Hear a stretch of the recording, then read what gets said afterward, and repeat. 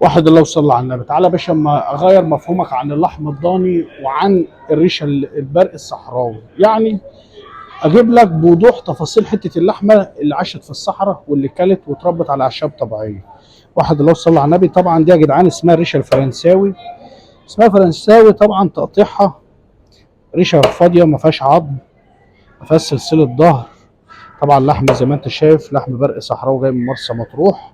لو انت سالتني مكانك فين، طبعا احنا شغالين مشويات ولحوم نايم. اسكندريه سيدي جابر اخر شارع المشير، قريه كمونه المشويات والاكلات البدويه. هتيجي يا باشا تلاقينا ما بنشتغلش غير في اللحم البرق الصحراوي، اللحم اللي جاي من مرسى مطروح، لحم متربى على الأعشاب الطبيعيه، ولحم بنشتغله طبيعي منه فيه، ما عندناش اي اختراعات.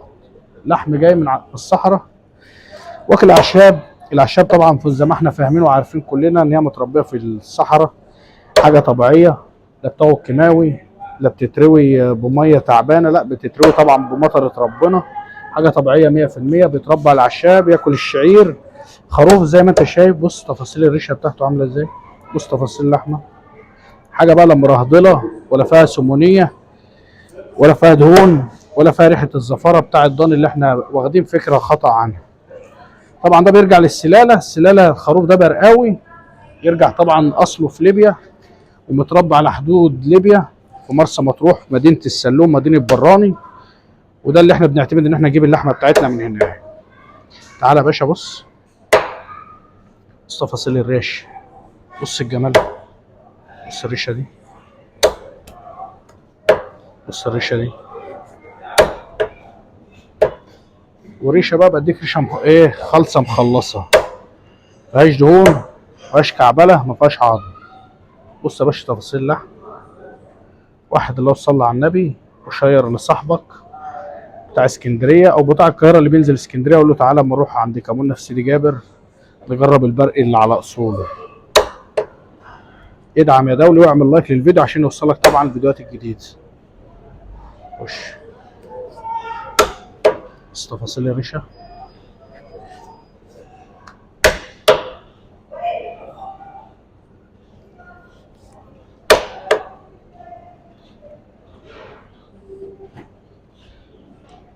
تعالى بص، بص الريش، بص الريش عامله ازاي.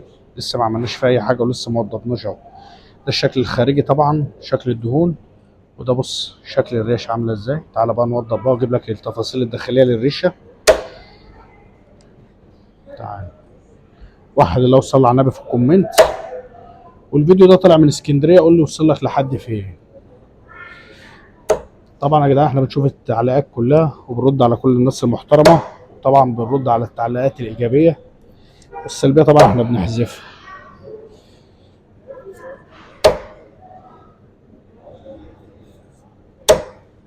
بص يا باشا، قطع نظرك بالريشه. الريشه عامله ازاي. الريشه تتدرس، عايزه كتاب تتدرس فيه.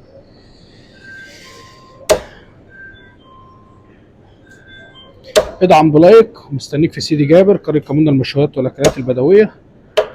تعالى بس قول لهم انا تبع الجزار عيد سين. اول ما تخش من الباب هتلاقيني في انتظارك. هتخش من الباب هتلاقيني على ايدك الشمال على طول اول ما تخش. واحد الله صلى على النبي. ما تنساش اللايك والكومنت وشير الفيديو مع اصحابك الاكيله اللي بيحبوا اللحم البرق الصحراوي. تعالى بقى عشان ايه، عايز اجيب بس تفاصيل الريش دي عشان ايه، قلبي الضعيف لا يتحمل، مش قادر اسيب الريش دي. الله اكبر عليك.